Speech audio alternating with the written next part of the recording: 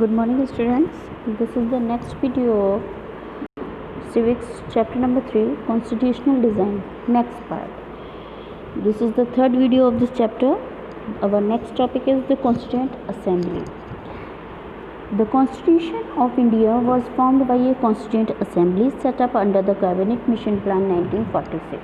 ठीक है, ये फॉर्म की गई थी कॉन्स्टिट्यूएंट असेंबली के द्वारा कॉन्स्टिट्यूशन बनाया गया था जो कैबिनेट मिशन प्लान था 1946 उसके अंतर्गत। The assembly consisted of 389 members representing provinces 292, states के 93, chief commissioner provinces 3 and Balochistan का 1। ये हमारी क्या थे, मेंबर्स थे, इतने कॉन्स्टिट्यूएंट असेंबली में इतने लोग थे। The Assembly held its first meeting on December 6, 1946. It elected Dr. Rajendra Prasad as its chairman. The Constituent Assembly chairman of the Constituent Assembly was Dr.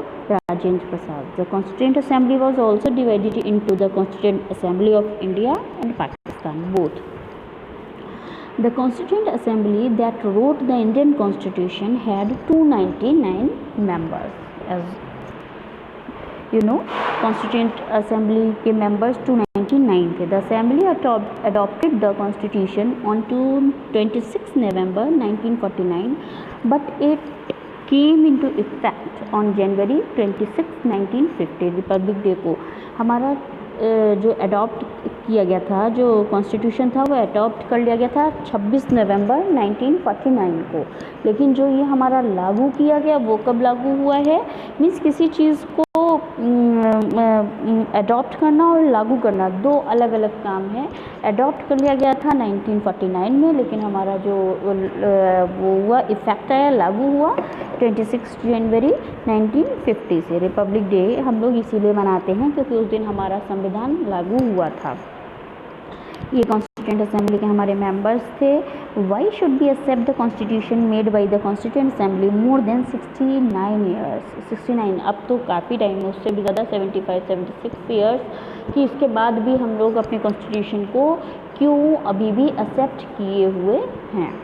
The many countries of the world have had to rewrite their constitution afresh because the basic rules were not accepted to all major social groups or political parties. इसलिए बनाना बहुत ज़रूरी होता है सभी countries के लिए, ज़्यादातर के लिए, क्योंकि जो बेसिक रूल्स होते हैं वो पॉलिटिशियंस के द्वारा, पॉलिटिक्स के उसमें राजनीतिज्ञों के द्वारा एक्सेप्ट नहीं किए जाते, फॉलो नहीं किए जाते हैं। इसलिए हमारे संविधान में जो नियम हैं वो हर किसी को फॉलो करने होते हैं, इसलिए हमारा कॉन्स्टिट्यूशन बनना बहुत ज़रूरी होता है किसी भी देश के लिए।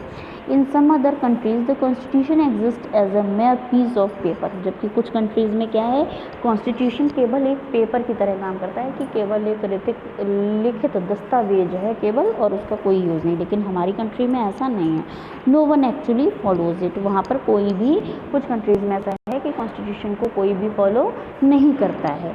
The experience of our constitution is different. हमारे कॉन्स्टिट्यूशन का एक्सपीरियंस कैसा है, वो डिफरेंट है।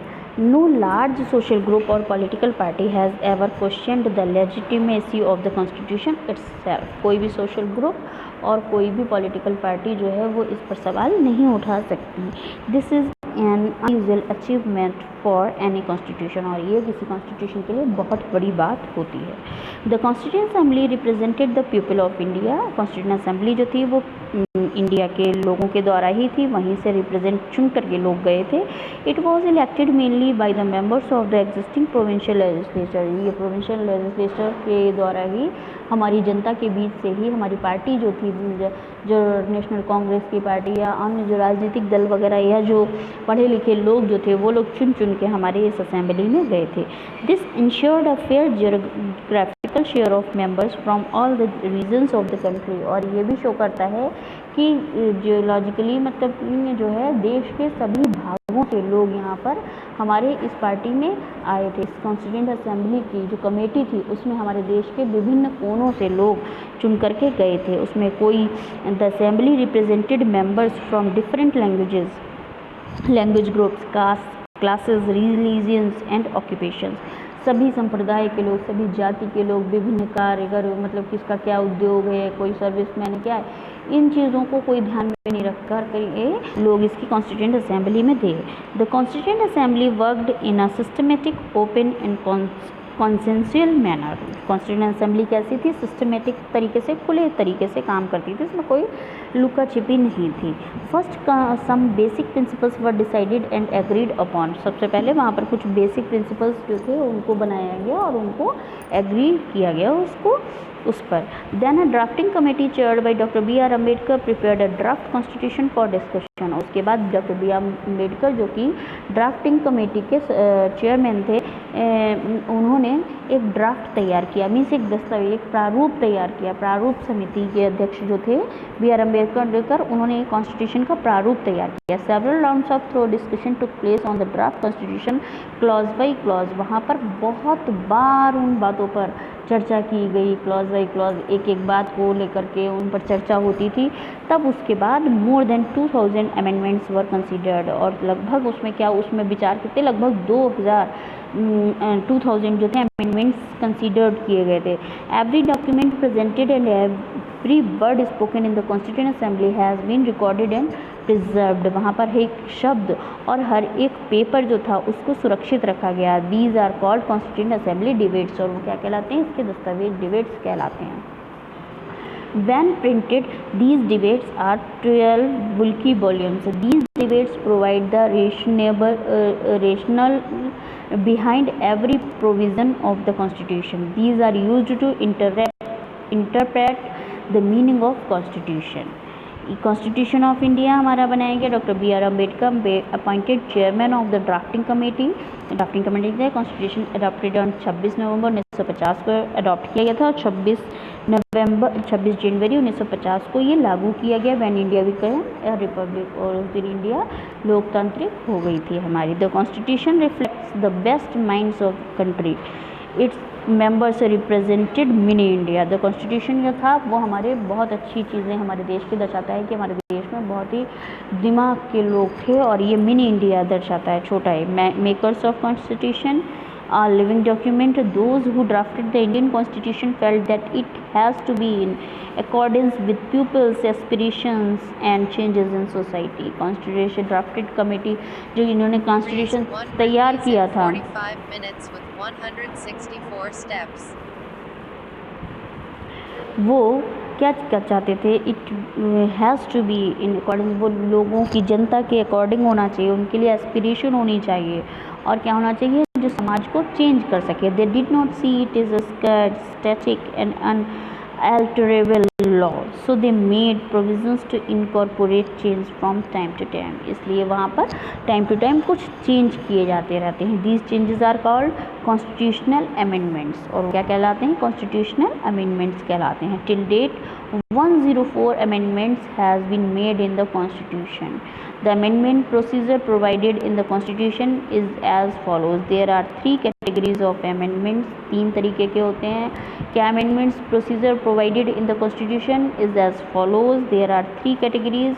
First है amendments can be done by simple majority of members present and voting before sending it for the president assessment.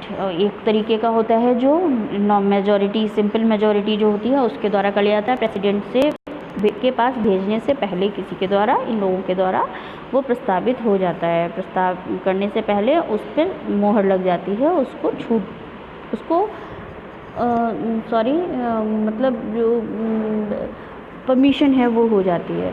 Amendment second category में special majority के द्वारा such amendment can be passed by each house of parliament, means Lok Sabha और राज्यसभा दोनों ही houses से, each house of parliament by the 2/3 majority of the members of the house present and voting and then sent to the president for his assessed। कि दोनों समिति के, दोनों भवन के, राज्यसभा और लोकसभा दोनों सभाओं के 2/3 2/3 भागों की मेजॉरिटी जो है जिसको पास कर दे, फिर उसके बाद उसको प्रेसिडेंट के पास भेजा जाता है।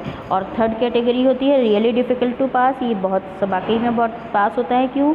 Besides the special majority mention in the second category the same has to be approved by at least 50% of the state legislature, लगभग स्टेट लेजिस्लेचर के 50% लोग उसको अप्रूव्ड कर दें। Guiding values of Indian constitution, the leaders like Mahatma Gandhi, doctor Ambedkar and Jawaharlal Nehru put forward their views about dream and promise the constitution makes for the nation. The preamble of the Constitution speaks about the philosophy on which entire Constitution has been built.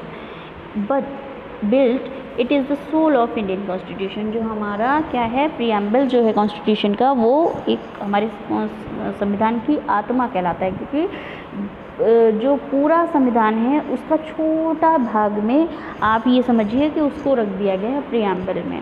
पूरा क्या है, we the people of India having solemnly resolve to constitute India into a sovereign socialist secular democratic republic and to secure all its citizens. अब आप समझिए, following are the values mention in preamble: sovereignty, socialism, secularism, democratic republic nature of India, justice, liberty, equality and fraternity.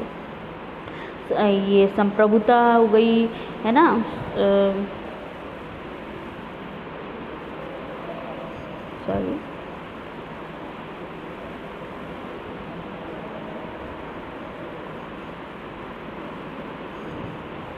sorry for the interruption, students, please.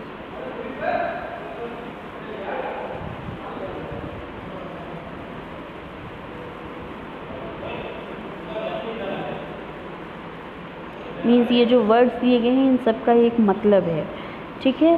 तो ये हमारा secularism जो है कि सभी धर्म संभाव माना जाएगा, डेमोक्रेटिक लोकतांत्रिक, one vote one value, justice सभी का लिए न्याय समान होगा, लिबर्टी सभी को प्रभुता मिलेगी, सबको अपने विचारों की विचार रखने की आज़ादी है, इक्वलिटी है, सबके लिए समानता है, न्याय, फ्रेटर्निटी है, संप्रभुता है. ये हमारे सारा इसमें क्या दिया गया है प्रीएम्बल में, ये सारे वर्ड्स हैं और आप लोग इनको ध्यान से पढ़ें और समझें. आपकी बुक में भी सारी चीज़ दी गई है.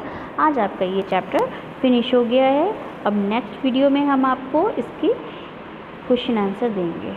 ओके.